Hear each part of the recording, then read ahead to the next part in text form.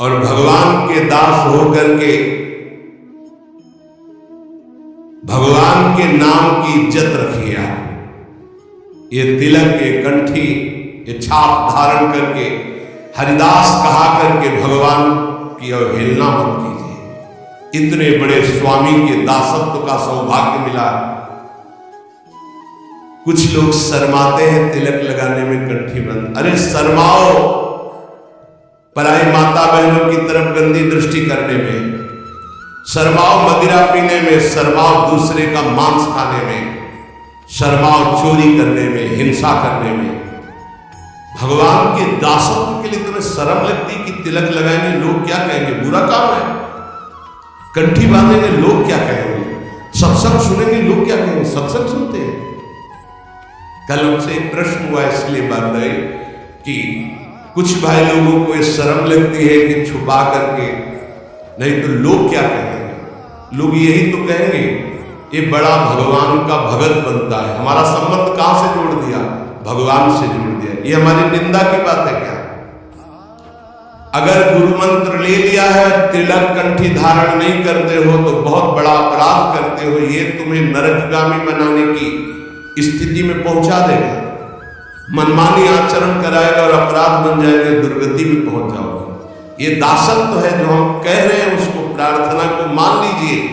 ये साधारण नहीं कंठी तिलक, केवल कंठी तिलक धारण किए हो और जितनी आज्ञा है उतने माला कर रहे हो, चलते फिरते राधा राधा, तो जीवन में वो स्थिति आ जाएगी तुम्हारी, देखना, जिसमें आनंद ही आनंद होता है, चाहे जैसी परिस्थिति हो, हर परिस्थिति में आनंद।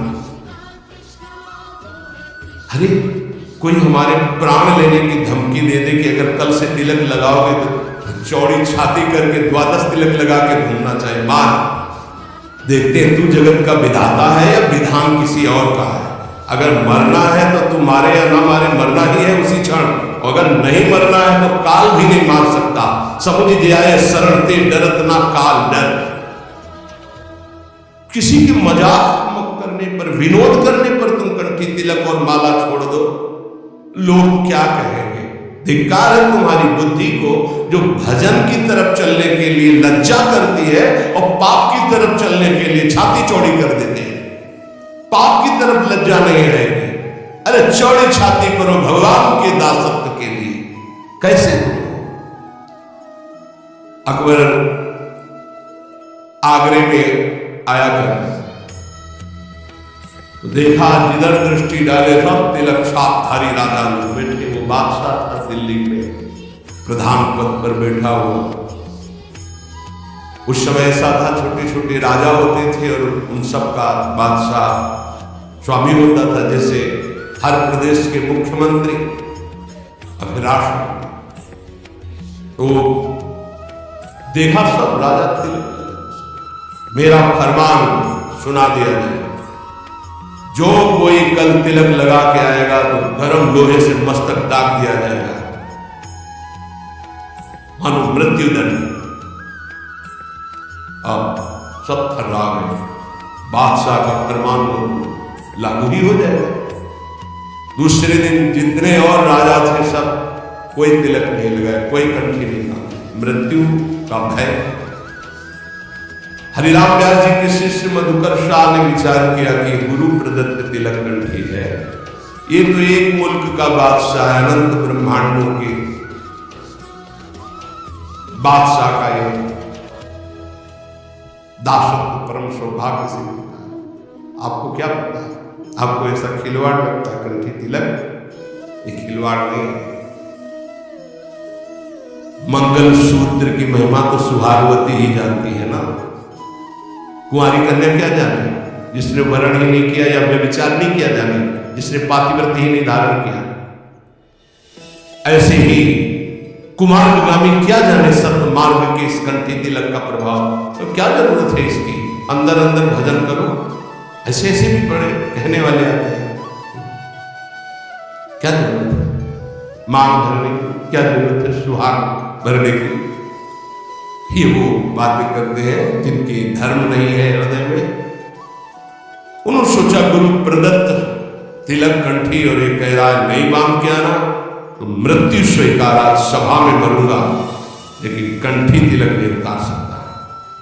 पहले तो अंगरखा पहन के जाते थे, तलवार लगी हुई, आज सब उतार दिया, केवल नीचे की धोती, 12 तिलक, तलवार खोस हो गए।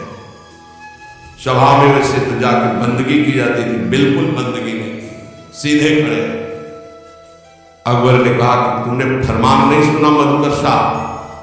खींच ली तलवार और कहा आपका फरमान एक मुल्क के बादशाह का है, मेरे गुरु का फरमान अनंत मुल्कों के बादशाह का एक दासत्व है। देखते ही कौन आकर तिलक मिटाता है, जैसे मानो भगवान नरसिंह का आवेश हो गया, सभा थर्रा गई। तत्काल अकबर ने कहा नहीं नहीं, बस मैं ये देखना चाहता था सच्चा तिलकधारी कौन, जय हो तुम्हारी मधुकर साहब। तत्काल बदल गया जिस समय भगवद आवेश में उनका देखते हैं कौन। उन्होंने कहा कि आदेश करो। मधुकर शाह ने कहा आदेश नहीं, प्रार्थना निवेदन है, हमारे ब्रजमंडल में कभी भी कोई शिकार न खेले और इस ब्रजमंडल के अंतर्गत किसी के ऊपर कंठी तिलक पर कोई भी आपका फरमान न जारी हो। बोले स्वीकृत है, निष्ठा में सब कुछ होता है। बोले ऑफिस जाना है, कंठी तिलक बांध कर जाएंगे, वो ऑफिस में नौकरी में निकाल दिए जाएंगे। वाह, केवल अपने ही धर्म का त्याग करने पर तुम्हारा भरण पोषण होता रहे तो वही जीवन है क्या? ये तुम्हारी कायरता नहीं है अपने धर्म के प्रति? केवल शरीर पोषण के लिए अर्थ मिले भोग वासना और धर्म का क्या महत्व रहा? हम अपने धर्म के लिए प्राणों को, अपने राष्ट्र के लिए प्राणों को समर्पित करें तो हमारी जय। ये सूकर कुकर भी उदर पोषण करते हैं, ऐसे अर्थ कमाकर उदर पोषण कर रहे हो और न धर्म न राष्ट्र, तो मतलब क्या रह गया?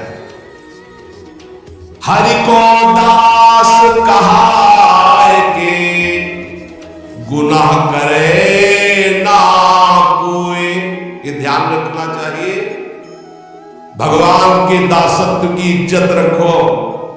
कंठी और तिलक लगाए हो, तुम कहां खड़े हो, तुम क्या बोल रहे हो, तुम्हारा आचरण क्या है, ये बहुत सावधानी से समाज देखता है। आपकी बात, आपका खड़े होना, आपका बैठना, क्योंकि आप हरि के बहुत बड़े के दास हैं, पार्षद है। तो संत महापुरुष जन कह रहे भगवान के दास होकर भगवान की दासत्व की इज्जत रखो, मर्यादा रखो। तुम कौन हो? बोले हरि का दास हो। कहां खड़े हो, क्या कर रहे हो, क्या बोल रहे हो, क्या खा रहे हो, कौन सा आचरण कर रहे हो? उस समय सोचो मैं हरि का दास हूं, क्या ये उचित है करना? हरि को दास कहाई के गुनाह करे ना कोई, गुनाह करे ना कोई, जेही विधि राखे रहिए। दुख सुख कैस्यो पड़े केहू से तनिक न कहिए। बहुत महिमा की बात है। कोई भी ऐसी गलती न करो कि कोई हमारे भगवान को कोष्ठ। ध्यान रखना, तुम हरि के दास हो, बहुत बड़े स्वामी का एक चिन्ह है। कहीं स्वामी का कोई अपमान न करे, क्योंकि आप जैसे पीले धारण किए हो, कहीं भी गलती करोगे तो गाली सीधे तुम्हारे गुरु को पड़ेगी, चाहे आप चाहे जहां गलती करो। भले ही आप हमसे हृदय से नहीं जुड़े, लेकिन वेश धारण किए दासत्व का तो सीधे होगा। किनका? उनका। अच्छा, ऐसा ये दासत्व श्री प्रियालाल का है। कह रहे गुनाह करे ना कोई, और पलटू ऐसे दास को भरम करे संसार, भरम करे संसार होई आसन से पक्का। भली बुरी को कहे रहे से सबका धक्का। बोले ऐसे जो भगवान के दास होते हैं, संसार उनको भ्रमित नहीं कर सकता, फंसा नहीं सकता। कैसा? बोले जो आसन के पक्के होते हैं। नौजवान साधु पैर फैला के बैठे, 14 बार ऐसे अरे भाई 2 घंटा कम से कम बैठने का अभ्यास, साधु का मतलब क्या है?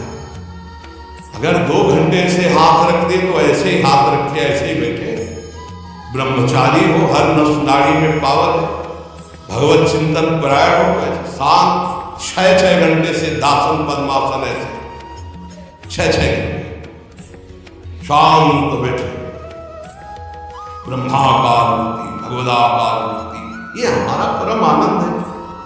आसन में बैठना नहीं सीखा तो साधु का मतलब क्या रहा और गृहस्थी का मतलब क्या रहा? अगर साधन कर रहे हो गृहस्थी में तो कम से कम 48 मिनट 24 घंटे में आसन में तो बैठना सीखो, एक आसन बिछाकर उसमें बैठना तो सीखो, कुछ मिनट तो आसन का पक्का होना चाहिए। साधु आसन का पक्का 18 घंटे पद्मासन में पूज्य सिवड़िया बाबा 18 घंटे